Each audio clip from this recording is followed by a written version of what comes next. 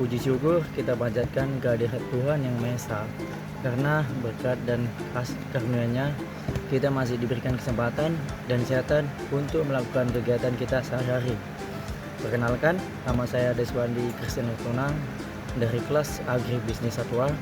Pada video kali ini saya akan menjelaskan mengenai materi mata kuliah pengantar ilmu ekonomi yang dibawa bimbingan Bapak Walmandri SPMSI. Adapun materi yang akan saya bawakan yaitu pengertian ilmu ekonomi, hukum permintaan dan penawaran, elastisitas permintaan dan penawaran, dan yang terakhir ada teori produksi. Langsung saja kita masuk ke materi pertama, yaitu pengertian ilmu ekonomi. Pengertian ilmu ekonomi. Apa itu ilmu ekonomi? Kata ekonomi diambil dari bahasa Yunani, yaitu oikos dan nomos. Oikos yang artinya rumah tangga dan nomos artinya aturan. Dengan kata lain, ekonomi adalah tata aturan dalam rumah tangga. Dalam Kamus Besar Bahasa Indonesia, ekonomi diartikan segala yang bersangkutan dengan penghasilan, kekayaan, dan keuangan. Dapat disimpulkan, arti ekonomi ialah mempelajari segala aktivitas manusia dalam memanfaatkan sumber daya yang terbatas untuk memenuhi kebutuhan manusia yang tidak terbatas agar kehidupan manusia dapat sejahtera. Ilmu ekonomi juga mempunyai dua prinsip, yaitu efektif dan efisien. Yang mana efektif artinya melaksanakan segala sesuatu sesuai target, kualitas, dan kuantitas. Sedangkan efisien adalah melaksanakan segala sesuatu untuk mencapai tujuan yang maksimal dengan meminimalisir pengeluaran sumber daya. Mengapa kita belajar ilmu ekonomi? Yang pertama itu untuk memperbaiki cara pola pikir kita. Yang kedua, melatih diri dalam mengambil keputusan, dan masih banyak lagi manfaat dari mempelajari ilmu ekonomi itu. Sesuai pengertian ilmu ekonomi, ialah memenuhi kebutuhan manusia yang tidak terbatas. Apa-apa aja itu kebutuhan manusia. Kebutuhan manusia ada tiga, dari primer, sekunder, dan tersier. Kebutuhan primer adalah suatu kebutuhan paling penting untuk dipenuhi yang sifatnya urgen atau gawat. Kebutuhan sekunder, suatu kebutuhan yang dipenuhi setelah kebutuhan primer atau disebut pelengkap. Yang terakhir itu ada kebutuhan tersier, adalah suatu kebutuhan manusia yang dipenuhi pada saat pendapatan mereka tinggi, yang tujuannya untuk memenuhi kepuasan semata. Contohnya barang mewah dan makanan mewah. Kebutuhan berdasarkan sifat. Ada dua, kebutuhan jasmani dan kebutuhan rohani. Kebutuhan jasmani adalah kebutuhan yang diperlukan untuk memenuhi kebutuhan tubuh, contohnya berolahraga, nonton film, dan lain-lain. Kebutuhan rohani ialah kebutuhan manusia yang diperlukan oleh batin dan jiwa. Dalam hal ini yaitu beribadah sesuai dengan agama kita masing-masing. Kebutuhan manusia berdasarkan waktu, yaitu waktu saat ini dan masa yang akan datang. Model ekonomi. Ekonomi dua sektor, yaitu rumah tangga dan perusahaan. Ekonomi tiga sektor, yaitu rumah tangga, pemerintah, perusahaan. Ekonomi empat sektor, yaitu rumah tangga, pemerintah, perusahaan, dan internasional. Selanjutnya kita akan membahas hukum permintaan dan penawaran. Apa itu permintaan?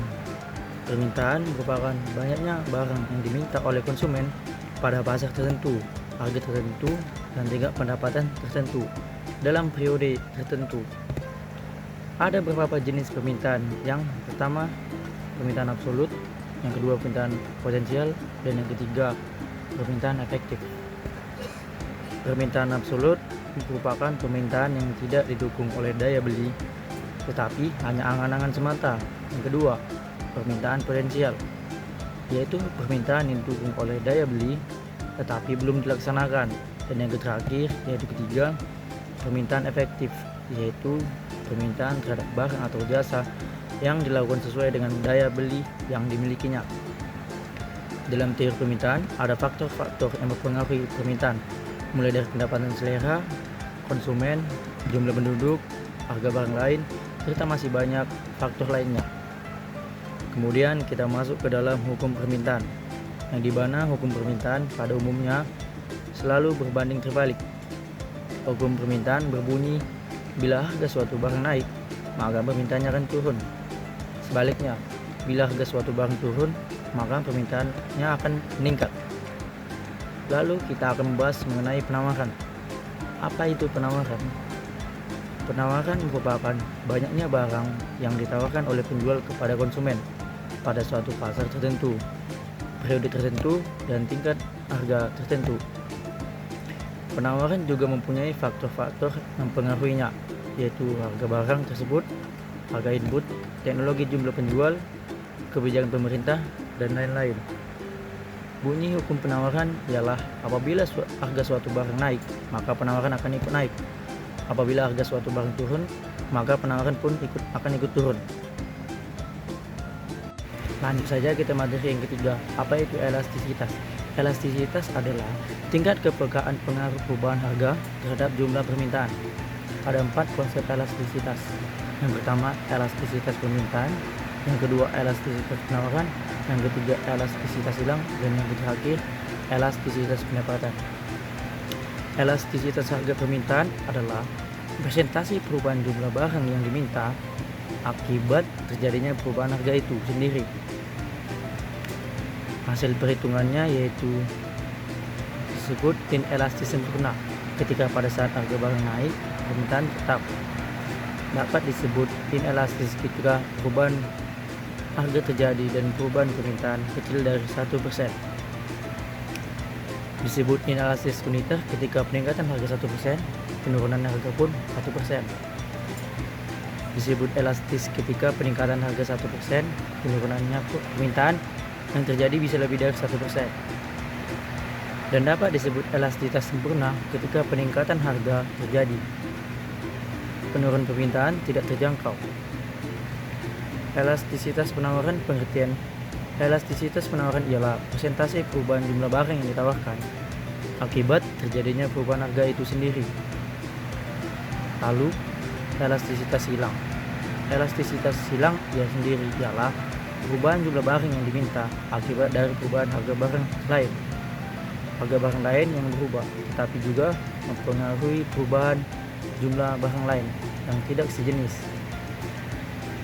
Dan yang terakhir yaitu elastisitas pendapatan, yaitu perubahan kuantitas yang diminta akibat terjadinya perubahan pendapatan.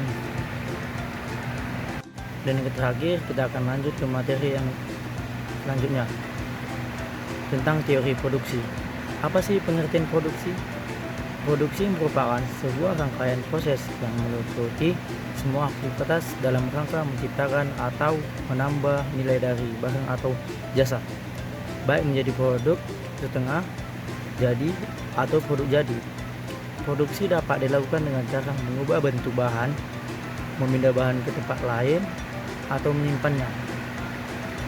Proses produksi memerlukan sebuah teori agar produksi yang dilakukan oleh perusahaan dapat berjalan dengan baik, sehingga perusahaan yang menjalankan bisnis mendapatkan keuntungan yang optimal. Teori produksi harus dilengkapi oleh beberapa faktor berikut, yaitu modal, tenaga kerja, sumber daya, dan teknologi. Tanpa adanya proses produksi, konsumen tidak akan bisa memanfaatkan nilai dari barang dan atau jasa yang dibutuhkan. Agar proses produksi dalam bisnis memberikan manfaat dan menghasilkan keuntungan bagi perusahaan, produsen perlu untuk mengetahui teori produksi. Demikianlah pembahasan materi yang bisa saya bawakan. Semoga dapat bermanfaat bagi kita semua. Atas segala kekurangannya, saya mohon maaf. Akhir kata saya ucapkan terima kasih. Salam sejahtera untuk kita semua.